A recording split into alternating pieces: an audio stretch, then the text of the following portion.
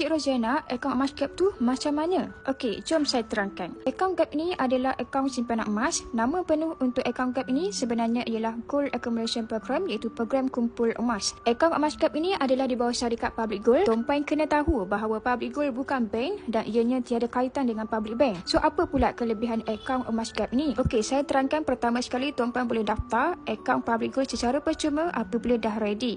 Update terkini juga daripada Public Gold. Lepas daftar akaun emas secara percuma, tuan-puan kena terus buat simpanan emas pertama serendah RM100 untuk aktifkan akaun emas. Kedua, kita boleh simpan emas serendah bilion RM100 dan kita akan dapat 0.2033 gram dalam akaun. Yang penting dalam akaun Gap kita dah ada sekurang-kurangnya 1 ataupun 2 gram emas. Yang ketiga, dengan akaun emas Gap ini, kita boleh keluarkan emas fizikal pada bila masa sahaja. Okey, so macam mana pula cara nak buka akaun Gap ini? Okey, cara nak buka akaun Gap ini sangat mudah. Tuan-puan tekan sahaja link dekat bio saya.